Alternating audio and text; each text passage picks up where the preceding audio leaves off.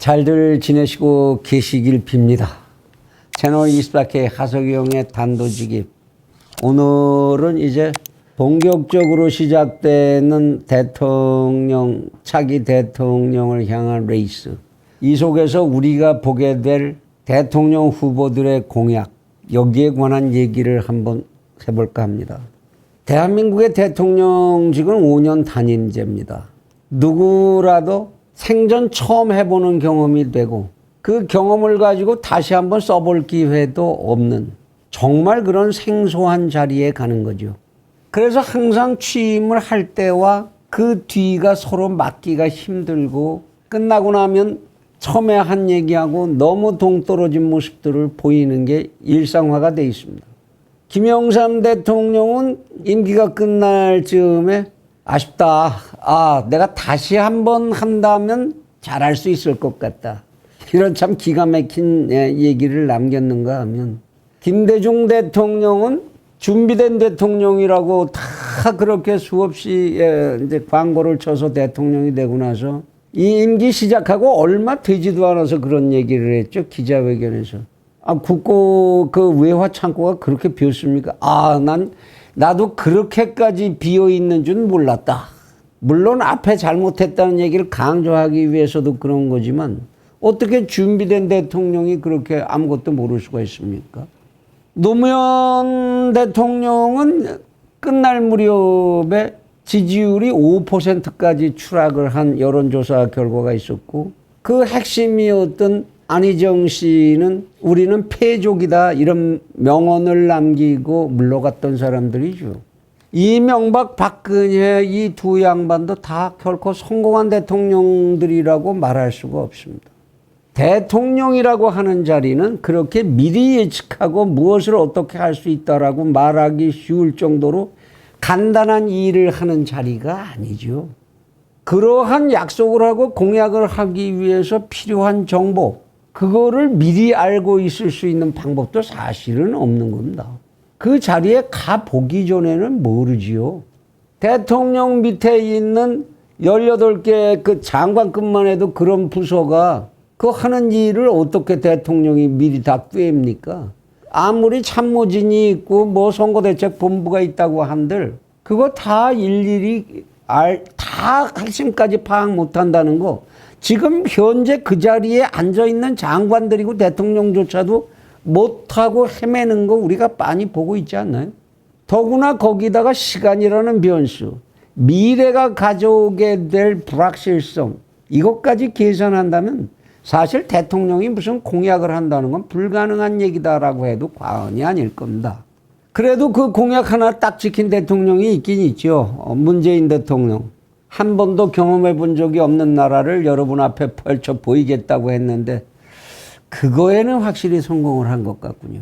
끝날 때 와서 보니까. 이렇게 미리 사정을 알 수 없는 자리가 그 자리입니다. 원래 자리가 높아지면 높아질수록 그거는 사적인 조직이나 공적인 조직이나 모두 그렇죠.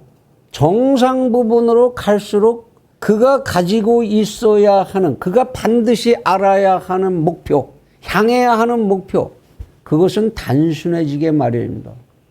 구급 공무원들이 아는 거, 그리고 그들이 다루어야 하는 문제보다 5급 공무원, 4급 공무원, 2급, 1급 공무원 가면 그것들이 압축되고 축약되면서 최대 공약수만 알면 되는 거죠, 정상에서는. 선거를 하는 데 있어서도 기초의회 선거, 기초자치단체 선거, 광역, 무슨 국회의원 위로 올라갈수록 유권자의 수는 점점 많아집니다. 우리나라 이상에서 이제 기초자치단체장하고 국회의원의 경우에는 좀 틀립니다만. 유권자가 많아지면 많아질수록 그들이 요구하는 사항도 다양성을 더욱 강화시키게 될 수밖에 없습니다. 1000사람이 원하는 소원의 종류와 5천만이 원하는 소원의 종류가 비교가 되겠습니까? 그들을 다 껴안고 그 표를 내 거로 다 해야 되겠다고 생각하면 그들을 다 만족시켜야 되는데 그럴 방법이 존재하겠습니까? 유권자의 베이스가 커지면 커질수록 그들을 만족시킬 수 있는 수단은 줄어들게 마련이죠. 현직의 장관이라도 알 수 없고 할 수 없는 디테일한 이런 사항들을 아직 대통령 돼보지도 않은 사람이 다 얘기를 해내야 된다. 솔직히 집 문제만 해도 그렇지요. 지금 대통령 후보 나온 사람들이 집 문제 뭐합니까? 자기 손으로 도시계획 한번 해본 적이 없는 사람들이고, 인구 통계, 주거를 위한 전략, 주거라는 것의 문제 깊이 한번 공부해 본 적 없지 않습니까? 그들에게 무슨 정답이 있겠습니까? 그래서 대통령의 공약은 간결하고 집약적이며 실용적인 그러한 언어들로 정리된 것이 아니면 안 된다는 겁니다. 국정을 이끄는 최종적인 목표는 뭐 간단히 집약하면 명백합니다. 풍요로운 나라를 만들어야 하고, 쾌적하고 살기에 안전한 나라를 만들어야 하고, 무엇보다도 거기 살고 있는 국민들 모두가 사는 재미를 느끼고 살 수 있게 해줘야 하는 거죠. 이게 나라가 목표로 할 수 있는 가장 축약된 추상적인 목표죠. 그리고 이러한 상태가 지속 가능하게 만들어주면 그거야 그 이상 성분이 없지요. 다음에 이런 추상적인 목표 밑에서 조금 더 구체적으로 간다면 가질 수 있는 목표가 결국 부국과 강병이고, 이웃과 살기 위해서 실리 외교와 미래의 인재들, 지속 가능성을 유지하기 위해서 미래의 인재들을 길러내기 위한 실용성이 있는 인재 육성 계획과 그들에게 제공될 기회를 창출해내는 것. 그런 기회를 서로 차지하는 데 있어서 공정한 경쟁을 보장해 줘야 하고, 부패가 개입할 여지를 차단하기 위해서 법치를 확립해 주어야 하는 것. 이런 것들 정도죠. 이런 디테일한 용어들은 압축이 될수록 좋습니다. 그래야 국민들 유권자들의 머릿속에 선명하게 들어갈 수가 있죠. 예를 들어서 이 밑에 실제로 내보여야 하는 공약의 사례를 한번 좀 채널24K가 생각하는 사례를 좀, 이건 어디까지나 사례이고 참고일 뿐이니까, 뭐 조언일 뿐이니까 들어주시면 고맙겠습니다. 이 나라의 가장 큰 문제 중에 하나가 정치가 행정을 지배한다라는 겁니다. 섣부른 정치가 오랜 기간에 걸쳐서 농숙되어야 하는, 실력을 감축해야 하는 행정을 지배해버리게 되면 국가의 안정성이 훼손되고 국민들의 생활에 예측 가능성이 사라져버리게 된다라는 겁니다. 지금 우리가 겪고 있는 상황이 그런 거죠. 어제 나왔던 제도 다르고 오늘 나왔던 제도 다르고, 내가 지금 뭘 어떻게 해야지 처벌을 안 받는지, 벌과금 안 내고 범칙금 안 내고 과태료 안 내게 되는지 알 수 없는 이런 행정이 있어서는 안 되죠. 이래서 정치 과잉으로부터 행정을 보호하고 육성하는 전략을 가져야 합니다. 대통령은. 경제 굉장히 복잡하고 다양한 면을 갖지만 대한민국 경제에서 활로를 여는 비전을 압축한다면 대한민국이 여태까지 키워나온 악어들의 전쟁과 같은 경제 시스템으로부터 악어의 경제 시스템 플러스 악어새의 경쟁 시스템, 이거를 병합하는 그러한 전략이 마련되어야 한다는 겁니다. 대한민국이 가지고 있는 자원은 대단히 인적으로 물적으로 제한적입니다.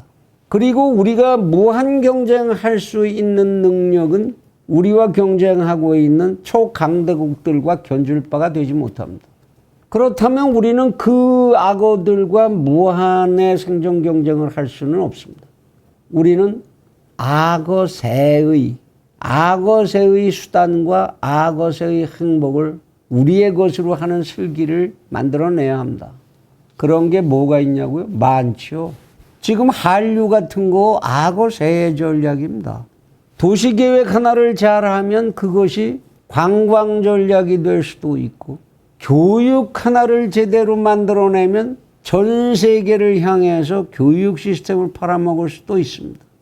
꼭 완제품만을 만드는 게 아니라 부분품 하나를 만들어서 그 부분품 가지고 완성품을 지배하는 전략을 가질 수도 있습니다. 구체적인 긴 얘기들은 일단 여기서는 다 삼가기로 하니까 축약된 언어만 소개를 할까 합니다. 교육을 지금과 같은 간판을 따기 위한 교육으로부터 실용적인 능력을 육성하고 그리고 장기적인 시각으로 미래형 인재들을 길러낼 수 있는 이런 방향을 잡아줘야 합니다. 해외로 적극적으로 우리의 젊은이들을 내보내서 국비로 내보내서 미래를 위한 발판을 이 젊은이들이 해외에 단단하게 자리 잡을 수 있도록 지원해야 합니다. 우리의 식량 문제, 우리의 노사 문제, 모든 문제가 시골이 텅텅 비는 국토가 한쪽으로만 과밀하고 텅텅 비는 문제와 부딪히고 있습니다. 연금의 문제, 모든 문제가 거기와 관련되지요. 이 문제를 극복하기 위해서 우리는 폐쇄적인 단일 민족 사회로부터 다문화의 민족들을 받아들이는 국민들을 받아들일 수 있는 국제적으로 개방된 이런 다민족 사회로의 전환을 모색하지 않으면 안 될 겁니다. 그리고 한 사회가 힘을 가지려면 무엇보다도 부패해서는 안 되죠. 대한민국에 어디 가서 뭐 하려면 어떻게 연주를 타야 되고 어떻게 돈을 써야 되고 어떻게 공작에 개입해야 되고 이렇게 되면 안 되죠. 대장동 같은 사태가 전국화하고 있는 이런 상황을 그대로 두면 안 되죠. 그럼 국제적인 신용을 확보하지 못합니다. 과감히 부패 사회를 극복해내야 하고 국제적인 신용이 보장되는 사회로 전환시켜야 합니다. 안보에 있어서는 두말할 것 없습니다. 안보는 화력의 문제고 정예병력의 문제입니다. 누구도 이 땅을 건드릴 수 없을 만큼의 강력한 첨단의 전략 자산을 가져야 하고 확보해야 하고 그리고 이것들을 충분히 활용할 수 있는 정예 강군의 군대가 육성되어야 합니다. 국제사회도 역시 사회입니다. 이웃과 살기 위한 국가적인 국격, 인간으로서는 인격이라고 하지만 국격이 확보되어야 합니다. 지금과 같은 너절한 이념에만 매달려서 모호성의 전략 있다고 되도 않는 이야기, 초월적 외교, 이런 말장난 같은 외교, 이거 과감히 엎어치우고 전략적인 실리 외교가 무엇인지를 보여줄 수 있는 그러한 외교 역량을 키워야 합니다. 대한민국의 국민으로 살려면 눈 떠서부터 눈 감을 때까지 모조리 통제입니다. 자동차만 몰고 나가도 통제, 무슨 술집에 가서 술 한잔 먹으려도 통제 속에서 살지요.